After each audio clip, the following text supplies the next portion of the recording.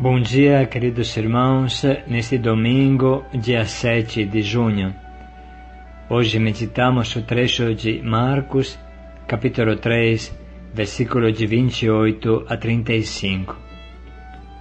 Eis minha mãe e meus irmãos, quem faz a vontade de Deus.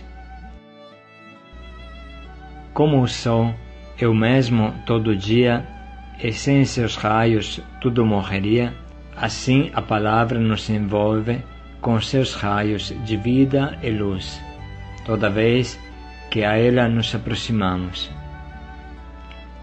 A palavra que você tenta viver todo dia te conduz pela mão à vontade de Deus e cria um vínculo de sangue entre você e Jesus, entre você e teus irmãos que vivem a palavra. O Espírito Santo te lembra e te explica a palavra, se você não se fechar a Ele. Cultive e curta hoje esta familiaridade com Jesus. Converse com Ele. Pergunte o que Ele acha de tudo o que você está fazendo. Ainda melhor, pergunte o que Ele faria se estivesse em seu lugar. Proclamação do Evangelho de Jesus Cristo segundo Marcos. Glória a vós, Senhor. Naquele tempo, Jesus disse: Em verdade vos digo, tudo será perdoado às pessoas, tanto os pecados como as blasfêmias que tiverem proferido. Aquele, porém, que blasfemar contra o Espírito Santo será réu de um pecado eterno. Isso porque dizia, ele tem um espírito impuro. Nisso chegaram a mãe e os irmãos de Jesus. Ficaram do lado de fora e mandaram chamá-lo. Ao seu redor estava sentada muita gente. Disseram-lhe: Tua mãe e teus irmãos e irmãs estão lá fora e te procuram. Ele respondeu: Quem é minha mãe e quem são os meus irmãos? Passando a olhar sobre os que estavam sentados ao seu redor, disse: Eis a minha mãe, eis os meus irmãos. Quem faz a vontade de Deus, esse é meu irmão, minha irmã e minha mãe. Palavra da salvação. Glória a vós, Senhor. Eis a minha mãe e meus irmãos. Quem faz a vontade de Deus, este é o meu irmão, minha irmã e minha mãe. Algo muito sério, irmãos, está encerrado nesta breve frase de Jesus. Jesus não perde ocasião para explicar a verdade. A partir dele inicia a nova criação, o homem novo, a vida nova, um novo modo de viver, como mostravam os cristãos da primeira comunidade. Eles eram um só coração, uma só alma, tudo partilhava. Jesus veio trazer uma família nova neste mundo. A vivência da palavra de Deus, que traz a vontade de Deus e nos molda segundo a vontade de Deus, esta palavra, esta vivência da palavra, cria em nós novos relacionamentos. Cria entre nós novos relacionamentos e nos torna uma só família, da forma mais séria e forte que se possa pensar. E isso, irmãos, deve ser bem entendido e vivido, sem medo e sem hesitação. São Francisco entendeu que tudo saiu da mão de Deus, que tudo teve origem de Deus, inclusive ele, e se sentiu filho de Deus mais do que do seu violento pai Pietro Bernardone. Todos nós sabemos como foi difícil para São Francisco o relacionamento com o seu pai. E São Francisco chegou a se despojar, no sentido de renunciar a tudo, a herança, a roupa dele e tudo, para dar ao seu pai, falando: agora eu sou filho de Deus, eu te restituí tudo. A partir dessa forte experiência, São Francisco começou a se sentir irmão universal, irmão da criação inteira, porque todos tinham saído da mão de Deus. Agora, meu irmão, reflita: se a sua experiência de Deus, a experiência que São Francisco fez, o levou a se sentir irmão de uma borboleta, de um lobo, de um pássaro, onde você acha que vai nos levar à vivência séria e constante da palavra e da vontade de Deus?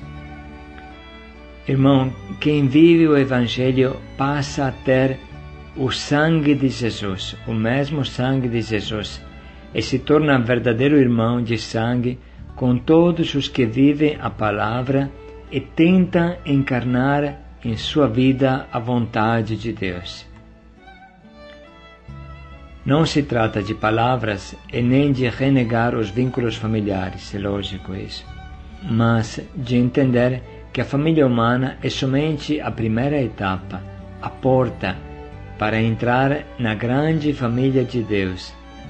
E na vida nós experimentaremos que os laços mais fortes não são os laços da carne, são os laços do Espírito.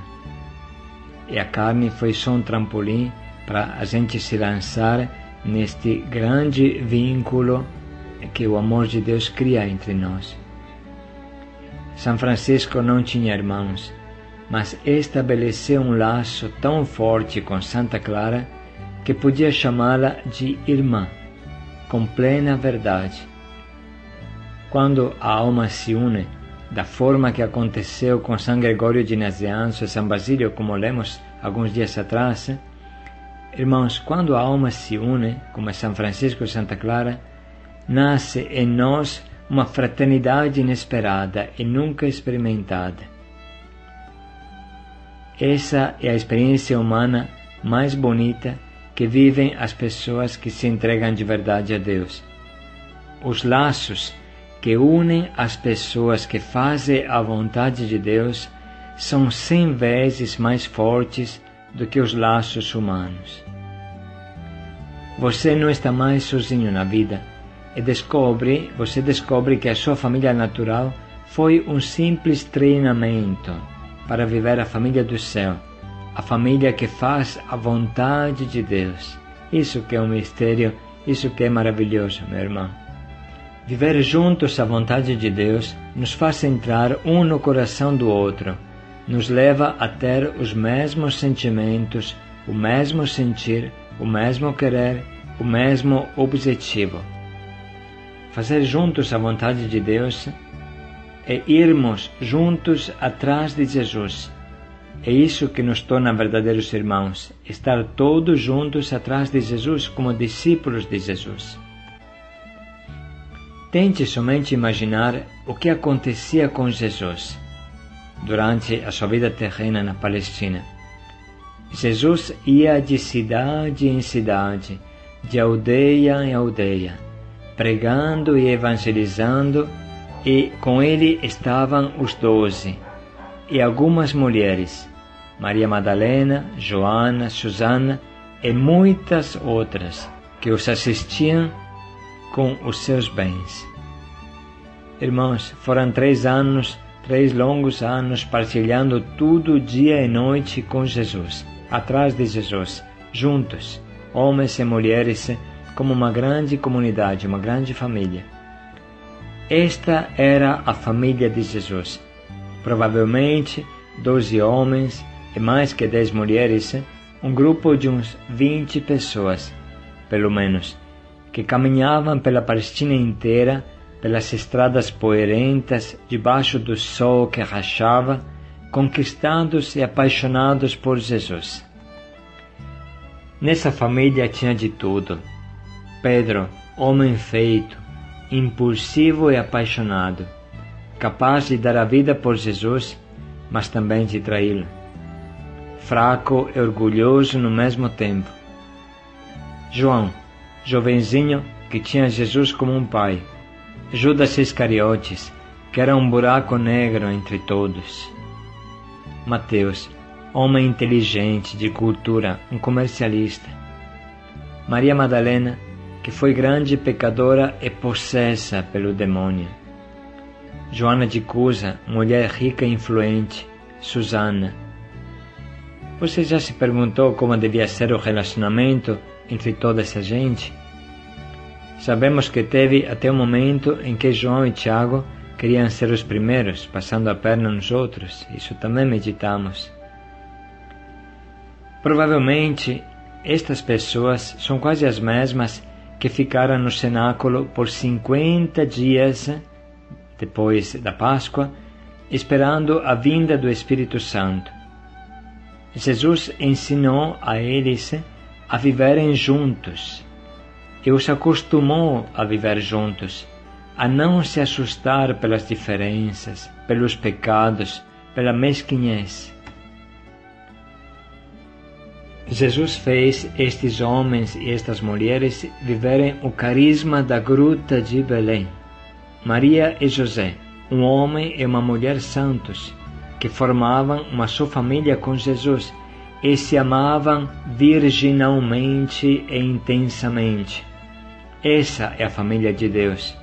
É possível viver juntos. É possível se amar além dos laços familiares naturais, de forma mais forte do que a natural. Jesus deseja esses irmãos, homens e mulheres, que o seguem em todo canto, que tenha sol ou chuva, acolhida ou rejeição, que o povo entenda ou não entenda. Sobretudo, Jesus nos ensina a não nos assustar por tudo o que pode acontecer em uma comunidade, que é a família de Jesus. Os evangelistas não têm vergonha de relatar os fracassos dos apóstolos, sua figura feia e vergonhosa, exatamente como acontece em uma família, onde tudo está à luz do sol, e você conhece muito bem qualidades e defeitos dos teus irmãos. Em uma família tudo é comum, até nossos tropeços, nossa mesquinhez, nossos egoísmos e cegueiras, nossas ideias erradas. Você fica à vontade numa família. Por que mentir? Por que nos esconder atrás de um dedo? Irmãos, não vamos gastar as nossas forças para pintar uma imagem de nós que não é verdadeira.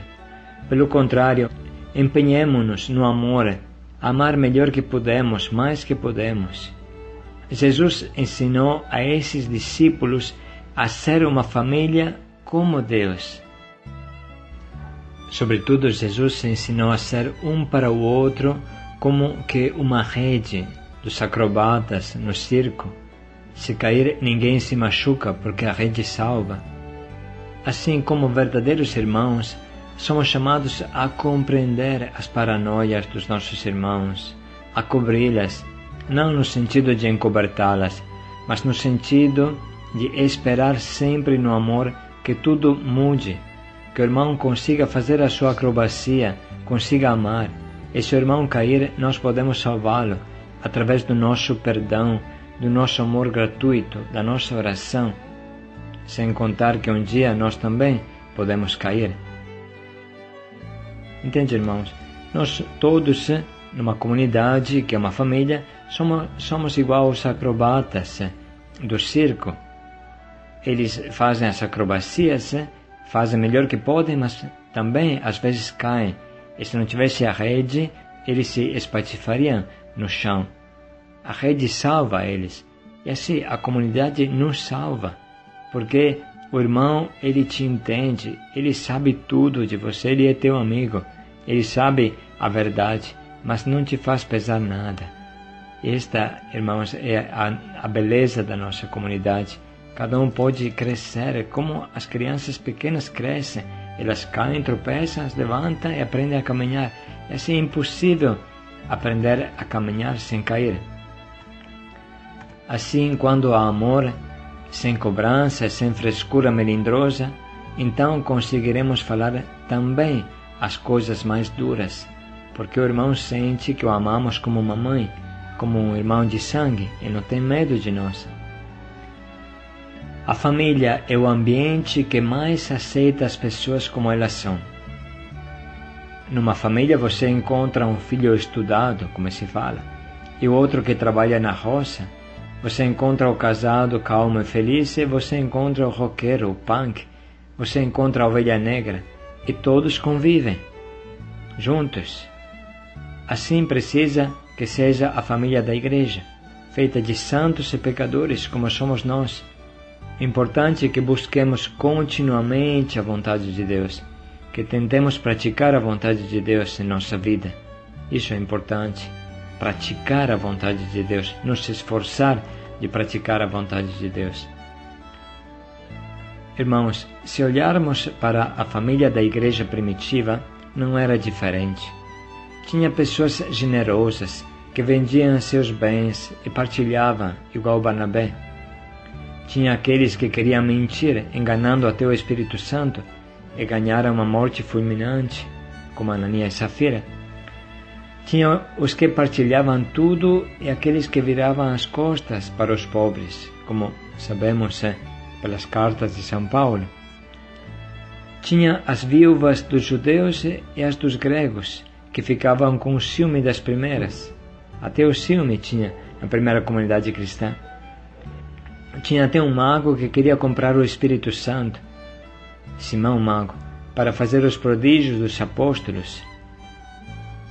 E até São Paulo chegou a brigar com Barnabé, que eu tinha descoberto e lançado na evangelização. Temos bastante para nos consolar e pensar que viver em comunidade é possível, se caminharmos na vontade de Deus com todas as nossas forças. Portanto, com muita esperança, com muita alegria, com muita fé, vamos viver este nosso dia. Paz e alegria a todos. Também em nome da Cacilda, que hoje não pôde estar presente, mas manda um abraço a todos vocês.